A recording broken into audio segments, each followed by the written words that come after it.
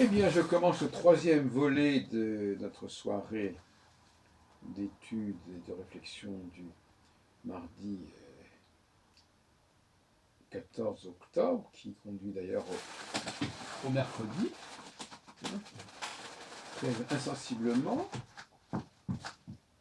Je viens de voir un film intéressant qui s'appelle Le Labyrinthe, en anglais The Maze Runner, le coureur de labyrinthe, parce que maze veut dire apparemment labyrinthe.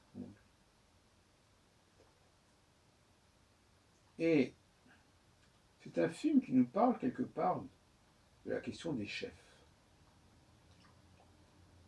Il s'agit de groupes d'adolescents, enfin de jeunes hommes, et comment le pouvoir se met en place, s'organise dans une communauté qui est un petit peu repliée sur elle-même, enfermée, dirait-on même.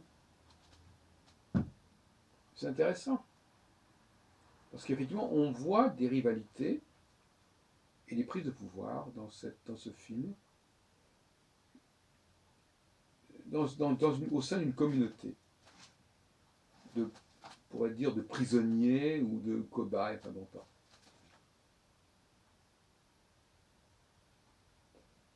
C'est intéressant d'étudier comment le pouvoir se prend, ou comment il émerge autour de certaines personnes. C'est d'autant plus intéressant actuellement d'ailleurs. Parce qu'en période conjonctionnelle, c'est des périodes de prise de pouvoir individuelle qui vont déposséder le groupe de son pouvoir. Alors qu'inversement, à un autre moment, c'est le groupe qui va déposer le pouvoir individuel de son pouvoir. Chacun à son tour. Donc là, la dépossession, c'est plutôt le groupe qui se dépossède, qui est dépossédé, délibérément ou pas. On pense évidemment à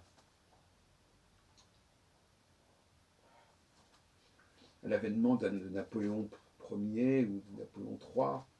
On pense à l'Ancien Testament où les Hébreux, mais c'est pas tout à fait la même chose, disent qu'ils veulent un roi comme les autres peuples. Mais ça, bon. Mais Rousseau n'a pas réellement compris ce processus. Il a compris certaines choses, mais pas pleinement dans sa globalité, ce processus.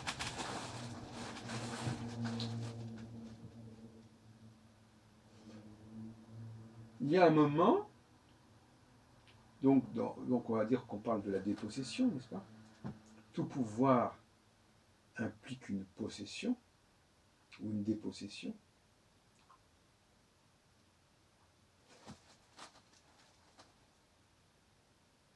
Il y a un moment où, au sein d'une communauté, au sein d'un groupe, plus ou moins important, il y a quelqu'un qui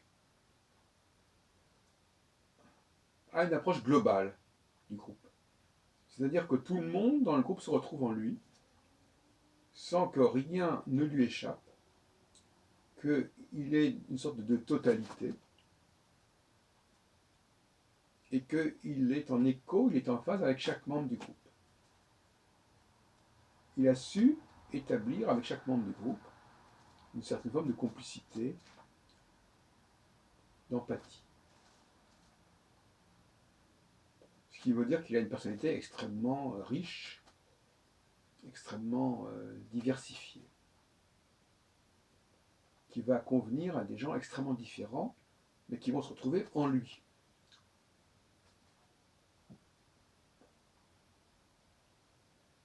C'est lié à une expérience, une curiosité, une connaissance de l'être humain, qui fait que cette personne-là sait capter des énergies extrêmement différentes et les focaliser, les canaliser vers lui. Au dépend, bien entendu, de petits chefs qui pourraient être là, mais qui jouent qu'un rôle ancillaire, un rôle secondaire finalement, et qui peuvent facilement être remplacés. Ils ne font pas le poids, voilà. C'est une raison qu'on pourrait employer. Il y en a qui ne font pas le poids devant ce genre de personnage. Donc, d'où une passation de pouvoir. Nous sommes dans un temps de passation de pouvoir, enfin, il y a toujours un temps de passation de pouvoir, mais là, c'est passation de pouvoir du pluriel vers l'unique.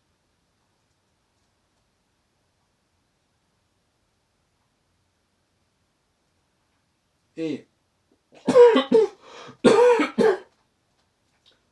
dans ce film, traduit par le nom de Labyrinthe, qui vient d'ailleurs, qui est l'adaptation d'un livre connu, dans ce film, je ne connais plus le nom de l'acteur, c'est en avant-première de l'histoire demain, dans ce film, on voit bien ce personnage comme ça, qui est le tout nouveau depuis il arrive, il débarque. Donc là, il y a déjà un ordre instauré, il y a déjà une hiérarchie instaurée, etc. Et on voit son ascension irrésistible au fur et à mesure du temps.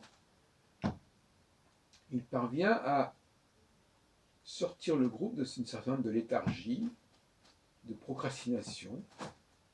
Il arrive à faire avancer la situation. Et à entraîner, au fond, à la fin, tout le monde, sauf quelques résistants.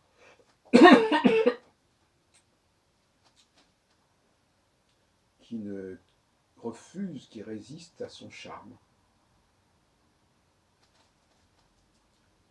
Et néanmoins, donc, si on voulait formuler cela d'un point de vue scientifique, on dirait que le cerveau de ce chef, de ces chefs, a été activé, dynamisé, et que, effectivement, vous savez la fameuse histoire sur le cerveau qui n'utilise qu'une partie de ses possibilités, eh bien, ces chefs, ils ont effectivement ils ont su cultiver, su activer leur potentialité, leur talent, comme dirait l'Évangile. Et à ce point que, à eux seuls, ils ont une complexité qui est supérieure à celle du groupe tout entier. Et en plus, ils ont une efficacité, ils ont une dynamique du fait qu'ils sont tout seuls, du fait que tout dépend d'une seule et même volonté, d'une seule et même pensée, une dynamique que n'a pas le groupe qui lui-même est complexe et bruyant et qui ne parvient pas à faire la synthèse en temps utile de toutes les données du fait de clivage, du fait de cloisonnement, etc. Le problème, c'est qu'en ce XXIe siècle, on n'arrive pas, semble-t-il, à penser la question du chef. À cause de Staline, à cause de Hitler, je ne sais pas, on n'arrive pas à penser la question du chef. Ou en tout cas, ce qui est plus vrai, effectivement, c'est clignotant, disons. C'est très clignotant.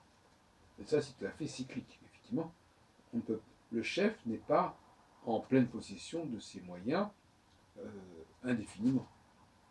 Il suffit d'attendre une période de 3 ans pour qu'il y ait une sorte de déclin.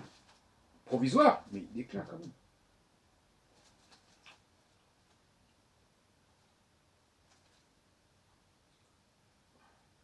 Donc je disais que l'astrologie, le destin de l'astrologie, le destin épistémologique de l'astrologie est lié indissolublement à la question des chefs. Et si les historiens, les sociologues, les psychologues avaient mieux appréhendé la question du chef, avaient mieux appréhendé les phénomènes de cyclicité liés au chef, eh bien on n'en serait pas là au niveau astrologique. On aurait déjà des données cycliques non astrologiques élaborées par des sociologues, des historiens, et il suffirait de les confronter à des données astronomiques pour montrer qu'il y a certaines configurations astronomiques, certaines, pas toutes, bien entendu, qui correspondent au schéma que ces sociologues, ces historiens auraient pu mettre en avant concernant la fonction du chef et ses phases. Autrement dit, c'est l'interdit de penser le chef, et ça je pense que les femmes préfèrent avoir un chef qui appartient au ciel ou qui appartient au passé, qu'un chef aujourd'hui, ici maintenant, parce que ça devient le mal dominant. Alors le mal dominant, c'est le mal, tout court, le mal. Mais, parce que le chef, c'est quand même très souvent, et le plus souvent, un homme, comme par hasard. Et ce, dans tous les domaines, parce que quand je dis le chef, c'est pas seulement sur le plan politique, c'est sur le plan de la pensée, sur le plan de la création, sur le plan économique, sur le plan artistique, etc., etc. Ce sont des gens qui exercent une forte influence et qui ont une faculté d'entraînement considérable à certains moments. Et qui font avancer les choses, d'ailleurs, mentalement, psychiquement, esthétiquement, etc. Donc, nous vivons dans une société schizophrène qui se veut démocratique, c'est-à-dire qui veut que le chef, parce qu'elle aussi elle parle du chef, hein, et un président c'est un chef. La Constitution c'est une recette pour fabriquer des chefs. Les élections c'est des moteurs, des modèles pour fabriquer des chefs. Alors vous allez me dire, alors effectivement, nous on sait fabriquer des chefs. Voir. Il semblerait que ces chefs qu'on fabrique de la sorte ne soient pas de vrais chefs. D'ailleurs, leur légitimité vient du collectif, vient de la société. Donc, la totalité dont ils sont porteurs, le suffrage universel, c'est ce qui vient leur donner cette dimension du chef. Mais c'est un mirage, c'est une illusion. Les vrais chefs, c'est autre chose. Les vrais chefs, ce sont des gens qui montrent qu'ils sont des chefs. Et pas qui sont désignés comme chefs. Certains diront, l'autre jour il y avait une amie qui disait que l'élite était auto-désignée. Je lui ai dit, effectivement, vous croyez qu'Einstein, il a été désigné au suffrage universel à l'époque où il a produit ses... Bien entendu qu'il y a des groupes très limités qui font les chefs, qui font l'élite. On ne peut pas empêcher cela. À la limite, le chef, il sait très bien qu'il est le chef, il sait très bien qu'il est en position de diriger, de commander, et il le fait savoir. Et il demande que son charisme, son autorité, son pouvoir soit reconnu. C'est pas incompatible effectivement avec les élections, je ne dis pas le contraire. Mais cette question de la fabrication d'un président ou d'un premier ministre, c'est quand même très suspect. Parce que c'est le droit, c'est la mécanique du droit constitutionnel, et c'est pas très fiable. Quand les élections ont lieu au moment d'une conjonction de Saturne avec les étoiles fixes, royales, il y a des chances qu'effectivement on élise un chef, un vrai chef. Mais quand elles ont lieu en phase de disjonction, comme c'était le cas en 2011-2012, eh bien là, au contraire, c'est le peuple qui va fabriquer du chef. C'est le parti qui, par les primaires, va fabriquer du chef. Donc, il va falloir réfléchir très sérieusement à ce qui distingue. Et c'est curieux parce que c'est une problématique que j'avais posée quand j'étais en 65-66, alors oui, c'est pas d'hier. Il y a près de 50 ans que je réfléchis sur ce sujet. Quand j'étais en fac de droit et à Sciences Po. J'ai fait un passage assez court d'ailleurs. Pour des raisons d'ailleurs qui sont difficiles à expliciter, qui seraient presque d'ordre psychanalytique. Et qui sont liées d'ailleurs aussi à la guerre des 6 jours, enfin bref. Et je disais, oui, effectivement, je sentais que l'élection ne fabriquait pas un chef au même titre que